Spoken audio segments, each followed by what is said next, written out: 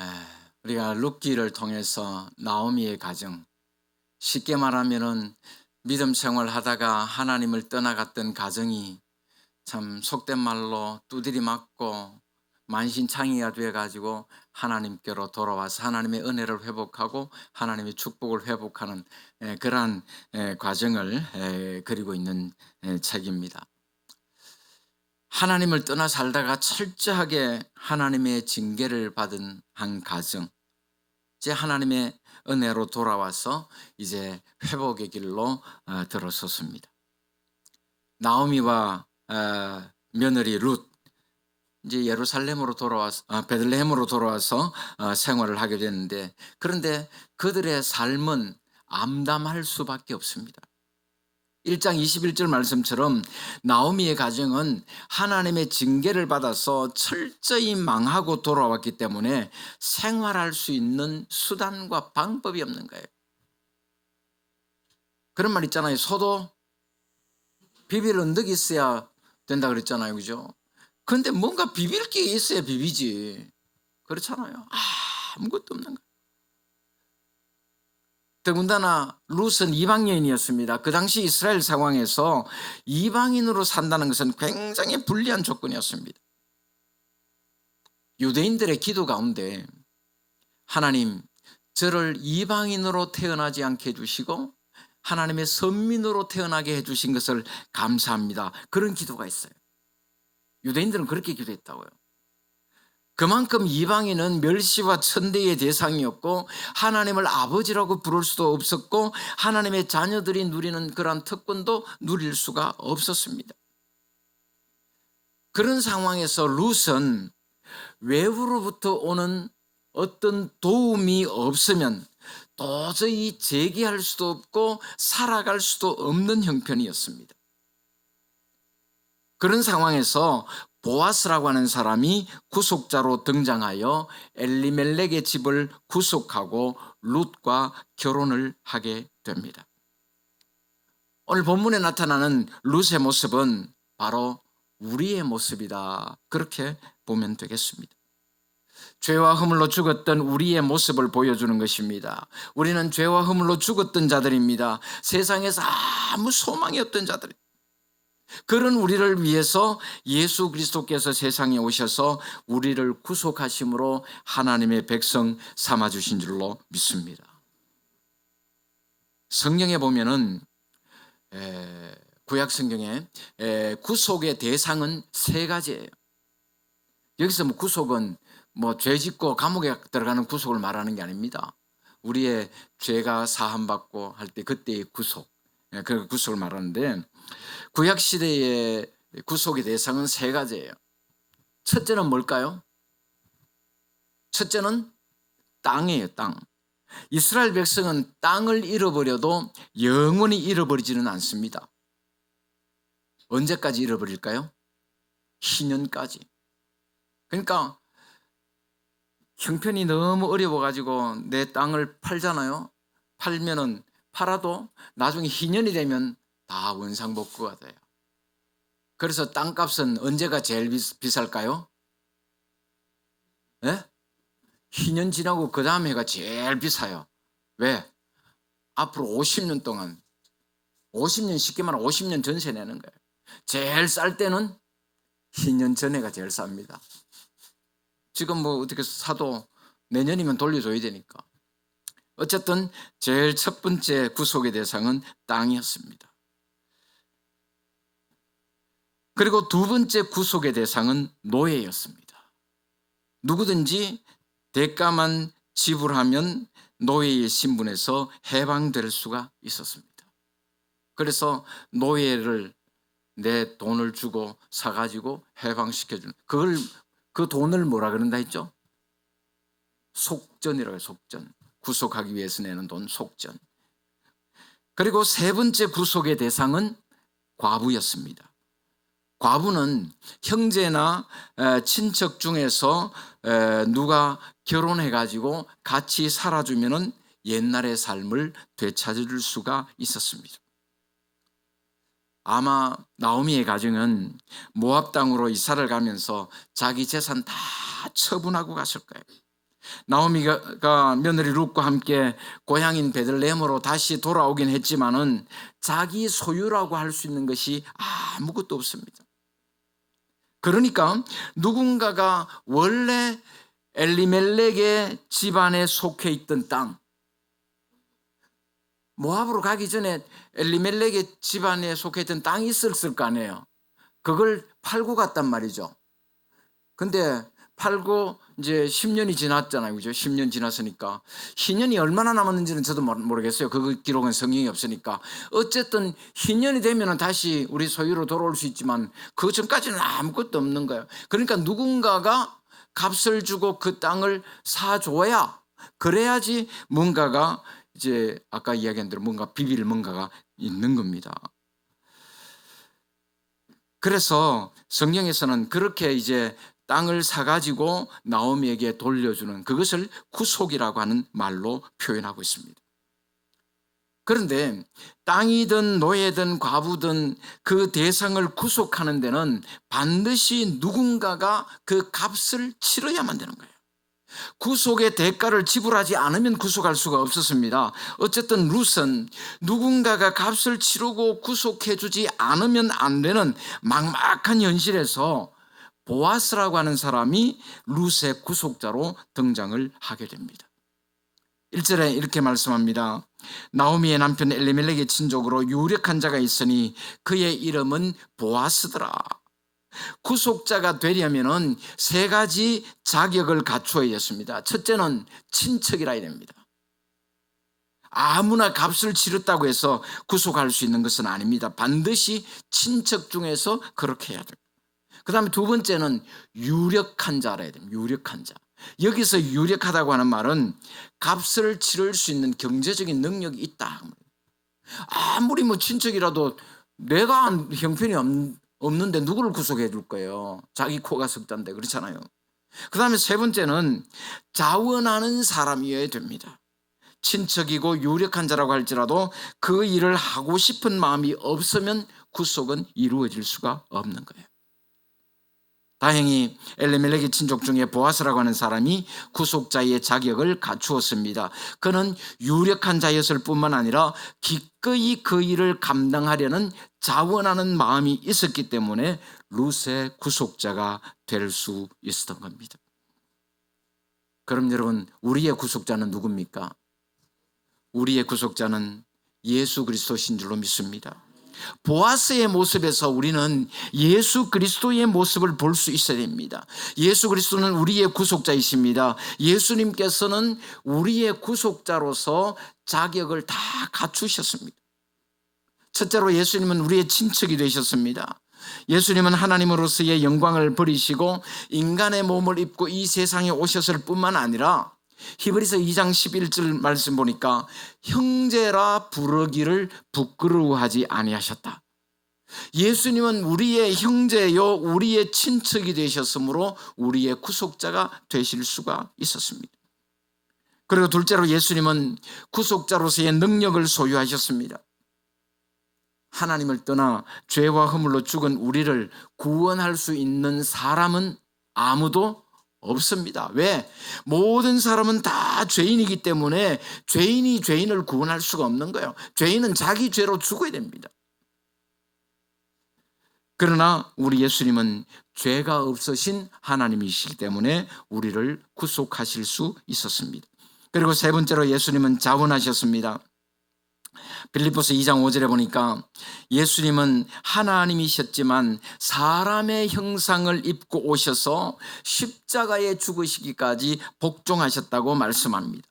요한복음 10장 18절에 스스로 목숨을 버린다고 말씀하셨습니다. 그래서 예수님은 우리를 구원하시기 위하여 자원하여 자기 몸을 십자가에 내주셨습니다. 그래서 예수님은 우리의 구속자가 되실 수가 있었던 것입니다. 이렇게 예수님께서는 우리의 구속자로서 모든 자격을 다 갖추시고 우리를 구속하셨습니다. 보아스는 룻의 구속자로서 유력한 사람이었습니다. 그런데 그 보아스보다 더 유력한 누구예요? 우리 예수님께서 우리의 구속자가 되셔서 우리의 모든 문제를 다 해결해 주시고 우리가 예수 그리스도로 말미암아 구속받고 예수 그리스도 안에서 우리 하나님 주시는 참된 평안을 누리며 살게 되는 줄로 믿습니다. 그렇게 룻이 보아스를 만남으로 인하여 자기 삶의 모든 문제가 해결되고 은혜와 축복의 새로운 날이 펼쳐지게 됩니다. 2절에 이렇게 말씀합니다. 모압 여인 룻이 나오미에게 이르되 원하건대 내가 밭으로 가서 내가 누구에게 은혜를 입으면 그를 따라서 이삭을 줍겠나이다 하니 나오미가 그에게 이르되 내 따라 갈지어다 하매.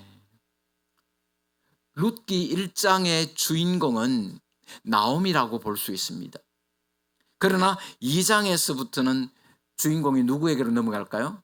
룻에게로 이제 넘어가고 있습니다. 여러분 룻을 생각하면 제일 먼저 떠오르는 그림이 어떤 그림이에요? 네? 어떤 그림이에요? 룻 생각하면 제일 먼저 떠오르는 그 그림이 그 밀레입니까? 밀레의 만종 그 그림 떠오르지 않아요? 밭에서 이삭을 줍고 감사하고 하는. 아마 룻 생각하면 제일 먼저 떠오르는 장면이 이삭을 줍는 그런 모습이 아닐까 싶습니다. 여기서부터 이삭을 줍는 룻의 삶이 펼쳐지게 됩니다. 남의 밭에 가가지고 이삭을 줍겠다 하는 룻의 말을 보면은 이 가정이 경제적으로 얼마나 어려운 형편인가 짐작할 수가 있는 거예요. 힘들게 베들레헴까지 왔지만 그들은 가진 것이 아무것도 없었습니다. 끼니조차 해결할 수가 없어서 남의 밭에 가서 이삭을 주어야 되는 그런 실정이었습니다. 룻은 자기의 그런 형편을 잘 알고 있었습니다. 이삭이라도 줍지 않으면 굶어야 된다는 사실을 알고 있었습니다. 그런 상황에서 룻은 온유하고 겸손한 자세로 자기의 할 일을 찾았습니다. 뭐라고 말합니까? 내가 누구에게 은혜를 입으면 그를 따라서 이삭을 줍겠습니다. 룻이 양식을 구할 수 있는 유일한 길은 뭡니까? 다른 누군가에게 은혜를 입어야 된다. 누군가를 나를 좀 불쌍히 여겨주고 누군가가 나에게 은혜를 베풀어 줘야 내가 이삭이라도 주워가지고 나하고 우리 시모님이 참 밥이라도 굶지 않겠다 그런 말이에요. 그 당시에 가난한 사람들이 남의 밭에서 이삭을 줍는 것 정당한 일이었을까요? 부당한 일이었을까요? 네? 그거는 율법으로 허용된 일입니다. 우리 성경에 보면은 우리 하나님께서는 다 어렵고 힘든 형편에 있는 사람들에게 관심을 가졌어요. 레위기 19장 9절에서 10절에 보니까 이렇게 말씀합니다. 너희가 너희의 땅에서 곡식을 거둘 때에 너는 반 모퉁이까지 다 거두지 말고 내 떨어진 이삭도 줍지 말고 내 포도원의 열매도 다 따지 말고 내 포도원에 떨어진 열매도 줍지 말고 가난한 사람과 거류민을 위하여 버려두라. 나는 너희의 하나님 여호와니라. 추수할 때요 곡식 벨 때 다 베면 안 됩니다. 구석자리는 좀 남겨놔야 돼. 그리고 베다 보면 이삭이 떨어지잖아요. 떨어진 거 다 주우면 안 돼. 떨어지면 떨어진 대로 그대로 내버려 놔야 돼. 포도밭에 포도 열매를 거둘 때도 마찬가지. 다 하면 안 돼. 감나무에 감을 딸 때도 다 따면 안 돼. 뭐 남겨놔요? 까치밥 남겨. 참 우리나라 사람들은 까치는 생각하면서 어려운 이웃들은 생각 안 해. 예? 까치 먹으라고 까치밥을 남겨놓으면서 좀 감 따가지고 어려운 이웃들도 좀 나눠주고 그러면 될 건데 남의 밭에 감 하나 따먹으면 난리 나죠 요새는. 우리 하나님은 언제나 가난하고 어려운 백성들을 생각하셨다는 거예요. 곡식을 거두거나 포도 열매를 딸 때 가난한 백성들을 그렇게 배려하셨습니다. 따라서 남의 밭에서 이삭을 줍는 일은 떳떳하고 당당하고 합법적인 일이에요. 그럼에도 불구하고 룻은 자신의 비참한 처지를 인정하고 겸손하게 은혜를 구할 줄 아는 사람이었습니다. 여러분, 우리의 양식밭은 어디입니까? 우리 양식밭이 어디예요? 양식밭이 어디예요? 예? 진주예요? 권사님 양식밭이 어디예요? 예. 지금 뭐 어디 뭐 직장 묻겠어요. 예? 우리의 양식밭은 하나님의 교회예요. 강단을 통해서 흘러나오는 하나님의 말씀을 통해서 우리 영혼이 소생해야 되고, 목마르고 굶주린 우리 영혼을 하나님의 말씀으로 충만하게 채워야 되는 줄로 믿습니다. 그러기 위해서는 우리는 어떻게 됩니까? 하나님의 은혜를 구해야 됩니다. 은혜를 구하기 위해서는 룻과 같이 자신의 처지를 바로 인식하고 겸손하게 하나님 앞에 엎드려 하나님의 은혜를 간구해야 되는 것입니다. 그렇게 할 때에 우리는 성령의 도우심으로 우리의 삶에 필요한 영의 양식을 공급받게 되는 거예요. 룻은 자기의 처지를 잘 알았습니다. 그리고 겸손하게 이삭을 줍고 있습니다. 3절에 보니까 룻이 가서 베는 자를 따라 밭에서 이삭을 줍는데 우연히 엘리멜렉의 친족 보아스에게 속한 밭에 이르렀더라. 룻이 베는 자를 따라서 이삭을 주었다는 말은 룻의 지혜를 보여주는 말이에요. 베는 자를 따라서 주울 때 많이 주울 수 있습니다. 농부가 주사고 막 이삭 베잖아요. 그걸 살살살살 따라가면서 주면 제일 많이 주울 수 있는 거예요. 아주 지혜롭게 줍고 있는 겁니다. 여기서 베는 자는 농부를 말합니다. 정직이에요. 오늘 교회로 말하면 누굴까요? 누굴 말할까요? 목사를 말하는 거예요. 농부를 따라 주어야 많이 줍는다는 말은 나를 목양하는 자에게 가까이 해야 우리의 영혼이 부요함을 누리게 된다, 그 말씀입니다. 여러분, 목사 가까이 하고 그래야 여러분 영혼이 살고 영혼이 살찌는 거예요. 맨날 목사 못마땅해가지고 못 잡아먹어 그르렁거리고 막 뒤에서 목사 그냥 항상 막 그러면은요, 물론 뭐 사람이기 때문에 욕할 수도 있고, 뭐 대통령도 욕하는 판에 뭐 목사님들 뭐 어디 신입니까? 뭐 욕해도 돼. 근데 중요한 건 내 영혼이 피폐해진다고요. 여러분, 우리 주변에도 그런 분들 있잖아요. 맨날 뭐 그냥 입만 열었다 가만 목사 욕하고 막 그런 분들 영적으로 뭐 알아서 판단하십시오. 그리고 더 나아가서 궁극적인 우리의 목자 되시는 누굴까요? 예수님을 따라가야 되는 거예요. 목자의 지팡이와 막대기가 우리를 위험으로부터 건져주시고 안전한 곳으로 인도해 주실 뿐만 아니라 우리의 영혼을 풍족하게 먹여주시는 줄로 믿습니다. 그런데 오늘 본문에서 룻기의 기록자는 룻이 보아스의 밭에 가서 이삭을 줍게 된 것을 우연이라고 말하고 있습니다. 우연히 엘리멜렉의 친족 보아스에게 속한 밭에 이르렀더라. 우연히. 그런데 이 우연이라고 하는 것은 인간의 편에서 볼 때의 우연이지 하나님의 편에서 볼 때는 필연이에요. 룻의 운명을 바꾸어 놓으시기 위한 하나님의 섭리가 룻의 발걸음을 보아스의 밭으로 인도해 주셨던 거예요. 그것은 분명히 하나님의 은혜였습니다. 우리 예수님께서 이 세상에 오신 것도 마찬가지입니다. 인간의 편에서 볼 때는 우연한 사건으로 보일 수도 있습니다. 그러나 그것은 하나님의 구체적인 계획 가운데서 이루어진 역사적 사건입니다.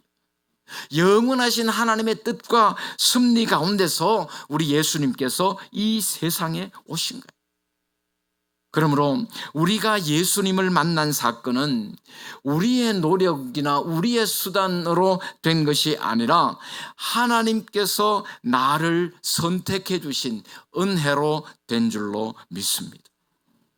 어쨌든 룻은 보아스의 밭에서 이삭을 줍게 되었고 그것이 보아스와 만나는 계기가 되었습니다. 4절에 이렇게 말씀합니다. 마침 보아스가 베들레헴에서부터 와서 베는 자들에게 이르되 여호와께서 너희와 함께 하시기를 원하노라 하니 그들이 대답하되 여호와께서 당신에게 복 주시기를 원하나이다 하니라. 룻의 구속자가 될 보아스가 어디에서 왔다고요? 베들레헴에서 왔다는 사실을 강조함으로써 보아스에게 초점을 맞추고 있습니다. 여기서 보아스가 베들레헴에서 왔다 하는 의미는 우리의 구속자이신 예수님께서 베들레헴에서 오실 것을 예표로 보여주고 있는 것입니다. 보아스는 추수하는 종들에게 축복의 인사를 합니다. 여호와께서 너희와 함께 하시기를 원하노라. 이 말씀은 주의 종들을 향하신 주님의 축복의 말씀이기도 합니다. 그리고 보아스의 축복에 대해서 종들도 이렇게 화답합니다. 여호와께서 당신에게 복 주시기를 원하나이다.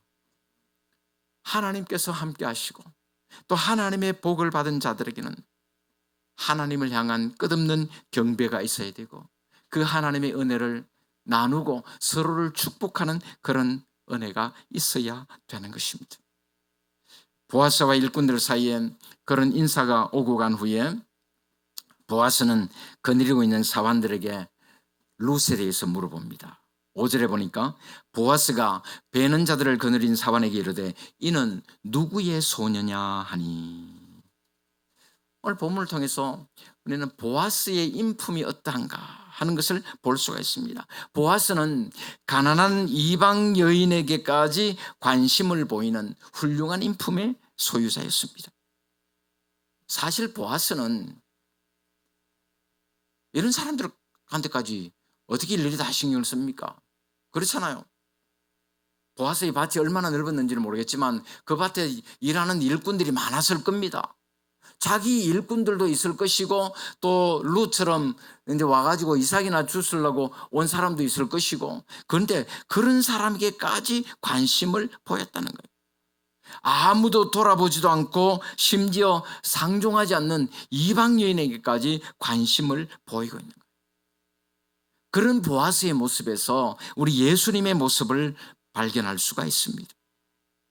우리 예수님은 바리새인이나 서기관이나 제사장 같은 그들에게만 관심을 가진 것이 아니라 헐벗고 굶주리고 가난한 사람들을 사랑하셨고 그들에게 관심을 가지셨습니다. 포로된 자에게 자유를 주고 눈먼 자를 보게 하고 눌린 자를 자유하게 하는 것이 예수님의 관심이었습니다. 바로 그것이 교회의 관심사고 우리 성도의 관심이라는 거예요. 우리가 흔히 하는 말로 예수님께서 관심 가지신 일에 우리도 관심 가져야 되고 예수님의 시선이 머무는 곳에 우리의 시선이 가야 된다 하는 것을 말씀하고 있습니다. 내 이웃이 누굽니까? 묻는 율법사에게 예수님께서는 선한 사마리아인의 비유를 말씀하셨습니다. 선한 사마리아인의 비유 잘 아시죠? 어떤 사람이 예루살렘에서 여리고로 가다가 강도를 만나가지고 다 죽게 된 그런 상황에서 제사장과 레위인은 그냥 못 본 척하고 지나갔지만 사마리아 사람은 지나가다가 보고 불쌍히 여겨서 상처를 치료해주고 주막으로 데려가서 돌봐주고 주막 주인에게 비용을 주면서 그 사람을 돌봐달라고 부탁한 그런 이야기입니다. 여러분, 여기서 우리의 이웃은 누구고 우리의 관심의 대상은 누구냐는 거예요. 여러분, 선한 사마리아인의 비유에서 우리의 이웃이 누구예요? 우리의 이웃이 누굽니까? 누구?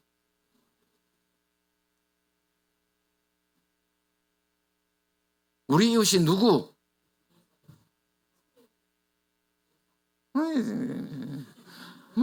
말을 똑바로 해.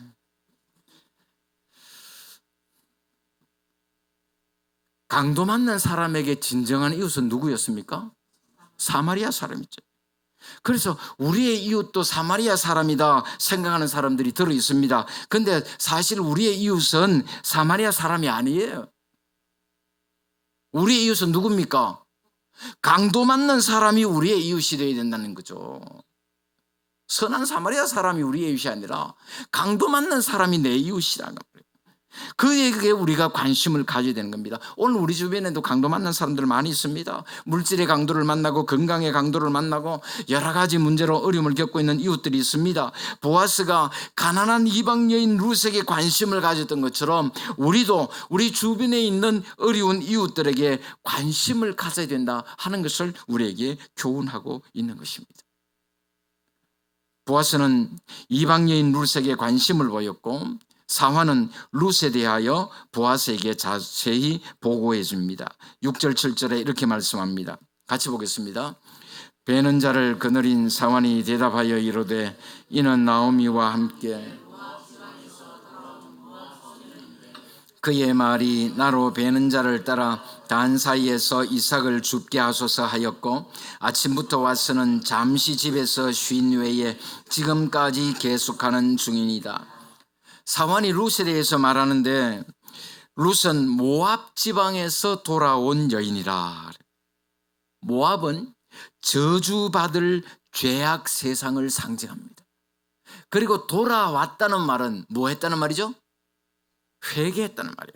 그러니까 룻은 회개하고 돌아와서 구원받을 사람을 상징하는 그런 사람이에요.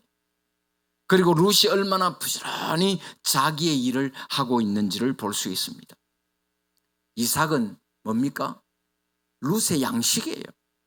룻은 자기와 시어머니의 양식을 얻기 위해서 부지런히 이삭을 주었습니다. 그러면 오늘을 살아가는 우리의 양식은 뭡니까? 우리 그리스도인들의 영의 양식은 뭐예요? 하나님의 말씀이. 룻은 부지런히 이삭을 주었어요. 여러분, 우리는 그렇다면 영의 양식을 얻기 위해서 얼마나 부지런히 노력하냐. 여러분, 오늘 양식 좀 주워 드셨어요? 예?